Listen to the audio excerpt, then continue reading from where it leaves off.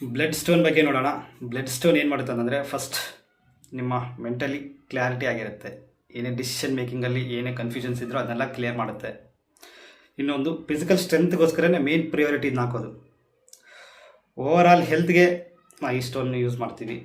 Main ಏನು ಗೊತ್ತಾ, ಯಾವುದೇ ಸಿಚುವೇಷನಲ್ಲಿ ನಿಮ್ಮ ಮೈಂಡ್ ನಿಮ್ಮ ಕಂಟ್ರೋಲಲ್ಲಿರುತ್ತೆ, ತುಂಬ ಕೂಲಾಗಿರುತ್ತೆ, ಕಾಮಾಗಿರುತ್ತೆ. ಯಾವಾಗ ನಿಮ್ಮ ಮೈಂಡ್ ಕೂಲ್ ಆ್ಯಂಡ್ ಕಾಮ್ ಆಗಿರುತ್ತೋ, ನೀವು ಎಂಥದೇ ಸಿಚುವೇಷನ್ ಆದರೂ ನೀಟಾಗಿ ಹ್ಯಾಂಡಲ್ ಮಾಡ್ತೀರ. ಆಗಲೇ ನಿಮಗೆ ಮೆಂಟಲ್ ಕ್ಲಾರಿಟಿ ಅನ್ನೋದು ಬರುತ್ತೆ. ಯಾವಾಗ ನೀವು ಫಿಸಿಕಲಿ ಸ್ಟ್ರೆಂತ್ ಆಗಿರ್ತೀರೋ, ಆಟೋಮೆಟಿಕ್ ನೀವು ಮೆಂಟಲಿ ಕೂಡ ಸ್ಟ್ರೆಂತ್ ಆಗ್ತೀರಾ.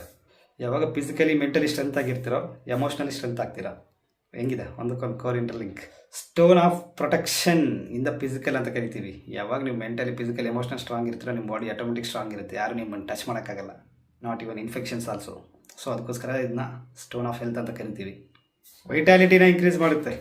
ಶುಕ್ರಧಾತು ಎಸೆನ್ಸ್ ಕಿಡ್ನಿ ಎಸೆನ್ಸ್ನ ಸ್ಟ್ರೆಂಥನ್ ಮಾಡುತ್ತೆ. ಯಾವಾಗ ಕಿಡ್ನಿ ಸ್ಟ್ರೆಂಥನ್ ಆಗಿರುತ್ತೆ, ಎಸೆನ್ಸ್ ಕ್ರಿಯೇಟ್ ಆಗುತ್ತೋ, ಆಟೋಮೆಟಿಕ್ ನಿಮ್ಮ ಬಾಡಿ ಪ್ರೊಟೆಕ್ಷನ್ ಸಿಗುತ್ತೆ.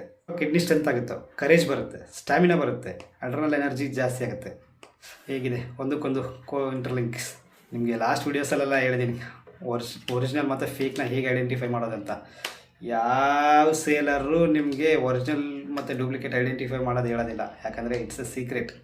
ಬಟ್ ನಾವು ಎಲ್ಲ ಓಪನ್ ಆಗೇ ಇರ್ತೀವಿ. ನಮ್ಮ ಆಫೀಸಿಗೆ ಬರೋರಾಗಿರ್ಬೋದು, ನಮ್ಮ ಸ್ಟೂಡೆಂಟ್ಸ್ ಆಗಿರ್ಬೋದು, ಎಲ್ಲರಿಗೂ ಗೊತ್ತಿದೆ ನಾವು ಎಷ್ಟು ಡೀಟೇಲ್ಡ್ ಆ್ಯಂಡ್ ಓಪನ್ ಅಪ್ ಆಗಿ ಎಲ್ಲದನ್ನೂ ಹೇಳ್ಕೊಡ್ತೀವಿ ಅಂತ. ಯಾಕೆ ಗೊತ್ತಾ, ನಾಲೆಡ್ಜ್ ಅನ್ನೋದು ಹರಿಯೋ ನೀರು ಥರ ಇರಬೇಕು. ಎಷ್ಟು ವರ್ಷಾನುಗಟ್ಟಲೆ ಅದು ಅರ್ಥರೂ ಕೂಡ ನಾವು ನೀರು ಕುಡಿಯೋಕ್ಕೆ ಅಥವಾ ಬಳಸೋಕ್ಕೆ ಯೋಗ್ಯ ಇರುತ್ತೆ. ಅದೇ ನಿಂತು ನೀರಾದರೆ 2 ದಿನಕ್ಕೆ ಸ್ಮೆಲ್ಲ ಬಂದೋಗ್ಬಿಡುತ್ತೆ ಅಲ್ವಾ. ಸೇಮ್ ಅದೇ ಥರ ನಮ್ಮ ನಾಲೆಡ್ಜ್ ಅನ್ನೋದು ಕೂಡ ಹರಿಯೋ ನೀರು ಥರ ಇರಬೇಕು.